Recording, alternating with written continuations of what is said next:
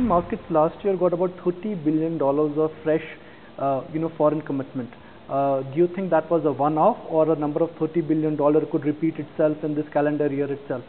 It could repeat itself this year because there's a lot of companies recognizing India as a very important market for them, so they've got to move in.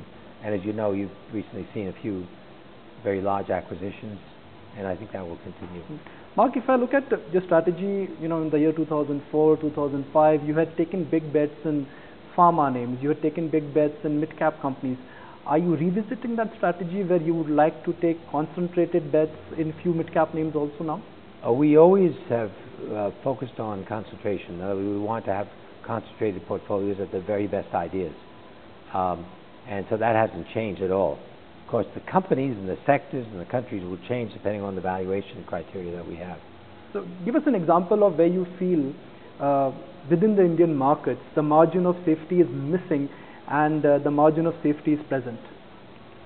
I can't think of any place where the margin of safety is missing in the sense of a sector or a rare area where we would consider it too dangerous to go in. I don't see that. Individual stocks, yes, there are quite a few that we would just be very careful about and stay away from.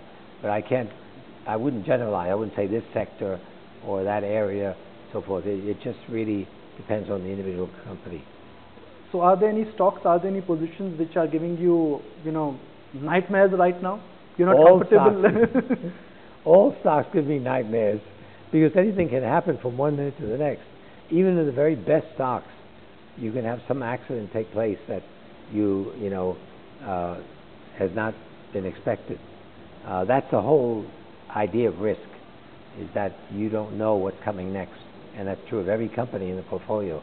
So we're constantly monitoring these stocks. Any changes in the management, any changes in their operations, we watch it very carefully. What is your view on Reliance, Mark? Because in 2003, 2004, you were bullish on Reliance, but now I see Reliance is missing. But remember, whenever a stock comes out of a portfolio or in, it's not so much because of whether we like a stock or we don't like a stock. It's because there's been something else that is cheaper, or because the flows of funds required us to sell something that already had done well and that had reached our sell limit. So you will see these changes. And you have to be careful. The weightings we have in our portfolios change, not because of what we're doing, but because of what the market is doing. Last year, Brazil did very, very well, and suddenly, you've got the overweight in Brazil. Next year, India comes up, overweight in India. We haven't done anything. We haven't sold or bought anything. So these changes sometimes are just market price changes. If Indian markets rally another 10% from these levels in the next 6 months, would you be a seller then? No. Depending on the individual stocks, of course. If something hits our sell limit, then we sell. But generally speaking, we would not say, the market has rallied, it's gone up by 10%, let's sell. No, we wouldn't do that. If you had an option to pick and choose, and I'll construct a scenario here, a 10% decline in large cap IT, a 10% decline in banking stocks, which one would you bet on? A 10% in banking and 10% in IT, which one would you bet on? Both.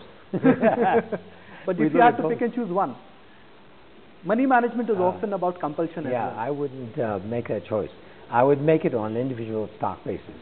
I wouldn't say one or the other, because they're both great sectors, depending on what company you're selecting. Is crude a bubble at $115 for Brent, at $105 for NYMEX? No. The demand is definitely there. Believe me, there's a tremendous demand, an increasing demand for crude oil. So if you're bullish on crude, why are you bullish on India? Because India is also producing oil. They are now beginning to find more oil in India. And because oil is not the end-all of everything. In other words, India can still grow with higher oil prices because the oil is denominated in US dollars and the rupee has gotten stronger. So there are a lot of factors that impact a company. If a company is dependent upon energy, let's say, if energy prices go up and they can't adjust their prices, then they're in trouble. if they can have pricing power and increase their prices, then they're not. So this is what you have to evaluate, each company's situation. So what to your mind really could be the turning point for Indian markets? Interest rates if they come down, commodity prices if they come down, or global liquidity could surprise us on the upside? I think the key going forward will be government policy in India. To what degree is the government willing to lighten up on regulation? To what degree is the government willing to encourage productive industries with lower taxes?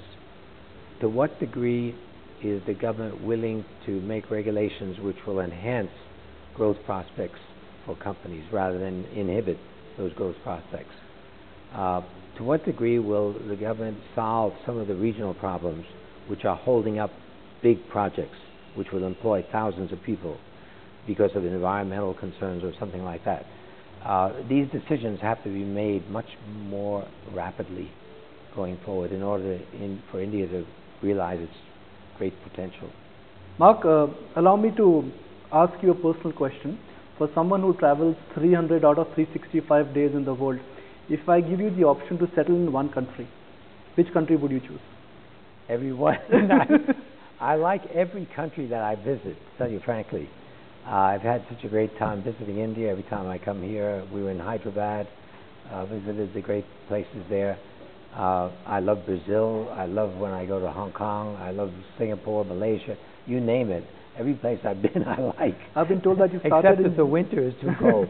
I've been told that you enjoy Bollywood more than Hollywood now. Yeah, yeah. I love Kingdom of Dreams. I really enjoyed that. So, have you zeroed on any favorites there? Who's your favorite actor or actress? Indian actor or actress? I love them all. I tell you, it's just incredible. The acting ability of these people and the way they look so stylish. You know, one of the interesting aspects of India is the rich cultural background which is coming through now, where people have a taste for color, for style. You just have to go through some of the malls and you can see that there's a greater appreciation of these things, which is going to stand India in good stead going forward. Mark MOBIUS, it's a delight to have you in it. I hope to see more of you going forward. Thank you. Thank you.